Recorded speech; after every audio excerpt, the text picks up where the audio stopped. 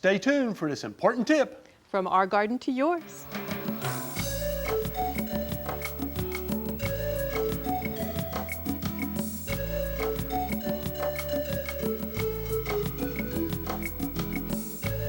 Everyone wants a lush green lawn. Is it really that hard to achieve?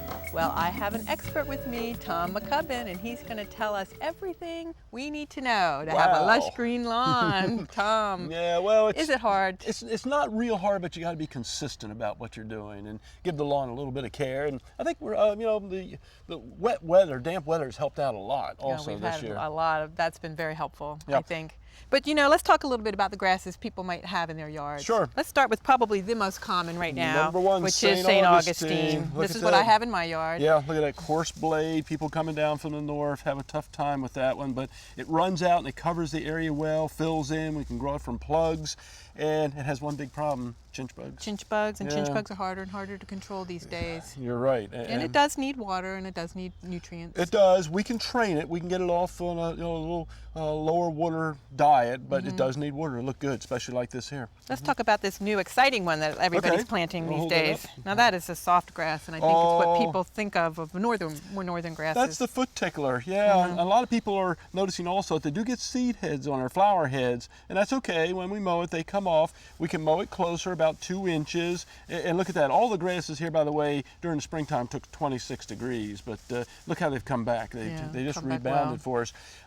About the same care as St. Augustine, but it's more drought tolerant. Drought tolerant, but drought tolerant means it's going to be brown when there is a drought. You take the water off of it, and it's going to go brown. But when it rains again and we water, it's going to come back again. So that's a big plus. You have a tough one down there. I do. I have bahia, and bahia is a grass that used to be planted quite a bit. Very drought tolerant. Will come back. It's a little more open. I think it's gaining popularity now because of its drought tolerance. People don't like it being open like this. Few pests, minimal feeding. During the summertime, you do have to mow it a lot because it gets the seed heads on if you don't keep it clipped back like this here. But it's a tough, durable grass. Yeah. I like bahia. And the last one that we have here, the Bermuda golf course grass. Of course, we're mowing it higher. On the golf course, they'll mow it down to, very, very short. But here we can see this is common Bermuda, and it's tough and durable, drought tolerant, but it probably gets every pest in the book. And that becomes the problem. More fertilizer also. Well, Tom, let's take a look a little bit about what kind of care these grasses are going to need. Sure. We've got I want to talk mostly about fertilizing, at least right now.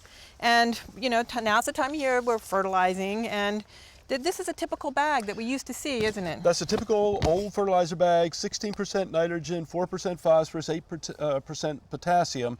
And the 4% is kind of disappearing on a number of these. It is, and what we're seeing more these days, I believe, are ones with a 0 middle number. I know, nothing in the bag. Isn't that kind of scary? but the yards don't need it. I mean, this home site here was an old citrus grove, and we know that they had plenty of fertilizer on the grove, and the phosphorus is still there. Only the nitrogen and the potassium is what's going to be leaching out. Now, here's another one. I mean, some of these are real shocking numbers too, Celeste, like a 15-0-15. I mean, that's okay, right? That's perfect. It's really perfect. It means the nitrogen and the potassium are equal amounts. And we can do that with the bags. And the last one down there is the old 16-4-8 Revitalize. And it's a 16-0-8 that we see down there. So the fertilizers are changing. We're getting new products, and we just kind of have to adjust to that. Well, let's talk a little bit about how often should we fertilize. Okay. Normally, I really think lawns can get by with once in the spring, once in the fall, if we're using the slow release products. During the summertime, there are some regulations now about maybe not even fertilizing during the summer, but if you can, the lawn's a little bit yellow, you might put down iron or maybe a light feeding if the laws will let you do that. Yeah, I think they let you before June and after September. That's right. So we got a couple more things to look at, and one of them is water. Well, and weeds. Let's go with the weeds first.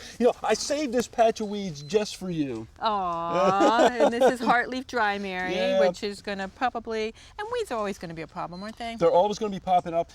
Always go through and look at lawns, and you'll see the transition. You'll have weeds, and you won't have weeds. But I do use a herbicide on this. I use atrazine to take them out, and it goes out very quickly. Hi, furball. and this is our lawn cat. He has to be in the show. So, Tom, thank you for sharing your tips about lawn care. And a couple things are important: watering appropriately, fertilizing appropriately, and you can have a lawn just like Tom's.